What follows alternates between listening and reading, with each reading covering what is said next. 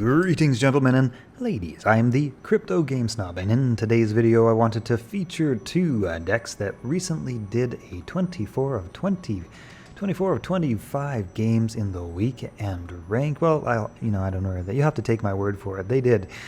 Mighty Uncle, well done, congratulations, and also Void Battler. Now, these are budget decks. Now, occasionally, I see in the Reddit and on Discord, newer players in particular asking about, well, is it possible to compete with cheap and budget decks? And all these other players have, much more powerful cards, and that is, certainly helpful to have those powerful cards, to have a lot of variation to choose from.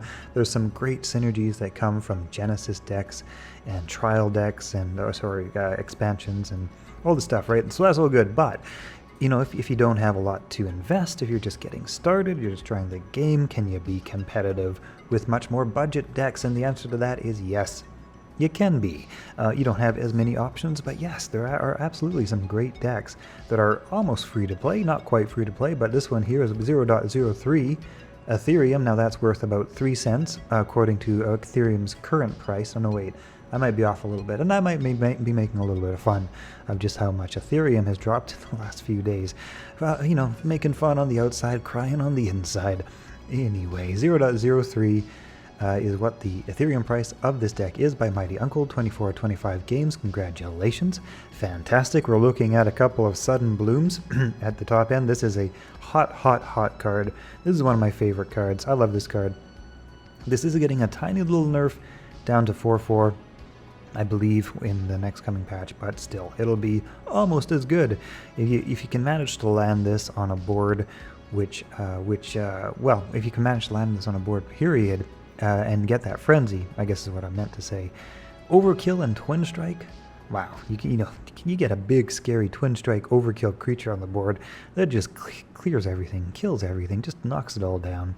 Giant Pangolin, goes without saying, Blitz Confused Armor. I said that twice because it's that good, and there are two of them in this deck. Jagstaff, obviously, is a really good card. For the amount of mana this costs, you get 2 Jags. Each of them have 3 stats, so there you've got 6 stats already. You also get to attack twice with this for 2 damage each. When you do the math, you're basically getting 10/6 of stats out of a 5 mana card with Jagstaff. So yeah, Jagstaff. Falling Star, also a really great high value card that you get a ton of stats out of just 5 mana. Worst case scenario, this is 6 worth of Badgers, plus you take down your opponent's big strong creature, whatever happens that to be, by giving it burn 6. And you also happen to buff your own creatures if you have some on the board by +1. So this can go from good to on the worst case scenario, you get 6 worth of stats out of this. That's not too bad. On the best case scenario, you get a whole lot more. Brazen Moose. Here's your solid 6 stat creature. Yeah, it's Blessed and Confused. Comes with Blessed even. You can maybe get a little zombie out of this, get some favor, get the next Sanctum card that you need. Lots of good stuff out of that. Wildfire, just super powerful. +1/+1 and regen 1 to your wild creatures, and 1 damage to all of your opponent's creatures. That can be great for popping bubbles. That can be great for dealing with hidden creatures. That can be great for dealing with a deck of zombies. All sorts of stuff. Wildfire is really powerful, really good. Starving Sabertooth, a solid card, interesting card. I don't know if I like this better than Mooncraze Cyclops, but you do get 4/5 stats guaranteed, as opposed to something like 4/4 unless you're frenzied. Then you get 5/5 out of Cyclops. This creature is not confused, so that can be useful. Rabid Bear, there's your equivalent to your Hunt Warden, but this one comes with an upside of potentially getting +1 strength as well, and also the downside of confused. I actually think this is kind of a weird card, because on the one hand, 3/4 is good out of the gate, and 4/4 is obviously sometimes better, but confused can be much worse. I don't know, I feel like Rabid Bear might need a little tweak to make it more definitely, to make it definitely better than a Hunt Warden. I guess you can use it as a Hunt Warden, and then frenzy it if you want to. I don't know. It's kind of a weird one, but, you know, solid. Celestial Stag, obviously you get that nice blessing that also, you know, gives you some favor, and you get a card every time you play another card. Just a great value generator. Flame Blade, super good for board control, triggering frenzy, popping bubbles, all sorts of good stuff. Canopy Barrage, taking down ordered creatures, taking down hidden creatures, you know, just taking down anything that you just want to take off the board. Pretty good. Not too bad. Blackjack, Moshwalker, Low-Hanging Fruit, and Mighty Wild Hog. So this is one of my favorite cards. Just the 2/3 stat and 1 mana. Yeah, I like the Wild Hog. That's good stuff. Next up, we have a somewhat more expensive deck, but still, you know, relatively inexpensive by comparison. And by the way, the overall win ratio of this nature deck by its creator is 82.7% and 63% overall. Not as good overall, but hey, there is learning curve, you know, when it comes to putting together decks. So, yeah, 82% is pretty decent, not too bad, not as high as some of the other top tier decks, so maybe this deck had some good matchups. I'm not really sure for weekend rank, but suffice that it is possible to get up to that 24 or 25 or whatever, that high tier win ratio with a super budget deck. And yeah, overall, I'm not really sure what to make of that number. Maybe there's some experimentation going on early on with that. I don't really know. But still, you can't argue with 82% at 0.03 Ethereum. Like I say, 6 cents. It's maybe 7 cents in today's valuation. Void Battler, also congratulations, and also congratulations, Mighty Uncle, for making it so high with you know, very budget decks. Manosian Infiltrator. By the way, guys, did you notice this? I didn't notice this until this was pointed out. This is your Anti-Pyramid Warden card, and if you look at the artwork, there's the Pyramid Warden. He's right there.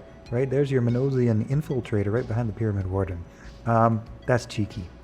I would not have noticed that if that wasn't pointed out, but that's cheeky, clever, good fun right there. This is your Anti-Pyramid Warden right there. Also good against something like Marshwalker, right? Your 1/1 becomes your 1/4 becomes a 1/1 thanks to Manosian Infiltrator. Iron-Tooth Goblin. Now this is where some of the expense comes into this deck, why we're at about 0.15 Ethereum. That's Leviathan Hunter is Genesis. Iron-Tooth Goblin is also Genesis. We also have Herticus, which is Trial of the Gods, and Soul Survivor, which is just a awesome, powerful board clearing, game-ending card sometimes. If you can get it down. Tenderizer. I haven't played with this one actually, so I can't really comment on it too much. Hector, Prince of Troy, though, super powerful. Just comes down with everything: Blitz, Flank, Frontline, Leech, Protected, Twin Strike, and Ward. You know, if any of your creatures in your void have those things, then Hector gets them all. That's how he works. Herticus. Also, very strong card. At the end of your turn, give 1 strength to this creature if it is in your hand. Then Roar. This creature will deal strength as damage to an enemy creature. So great single target clear. Also, Einar, Frozen King, kind of an interesting one here. This deck, by the way, has 93.4% win ratio by its creator of 33 games. That's pretty hot. Orcish Elite, Ravenous Chimera, but Orcish Elite is just so hot. It's just not in any war decks that I've seen these days. I mean, how do you argue with Blitz and Twin Strike at 5 mana and very solid 3/6 stats? Yeah, Orcish Elite. Carnage Sweep. Also, that is where Leviathan Hunter comes into play. Drop down your Leviathan Hunter, get a relic, drop down Carnage Sweep, and clear the board. That's what you do. Viking Longship. Also, can't underestimate the value of Flank. Also, Blitz is really nice, right around 4 mana. Very, very helpful. Can be game swinging. Grand Hall. Awesome for some health regen. Give each of your creatures Leech and +1 strength. Also comes as a buff and a frontline. Yeah, a lot to like about Grand Hall. Archangel Bruiser, just, you know, it's one of War's go-tos like Orcish Elite. These days, you really don't see many war decks without Archangel Bruiser. Why not? Because Blitz and Overkill are great board swaying, board clearing 4 mana, right? And you can potentially drop this down with something like Out of Its Misery, and suddenly that becomes a very, very big and scary. What would that be? 5, 6, 7, 8, an 8/6 Archangel Bruiser.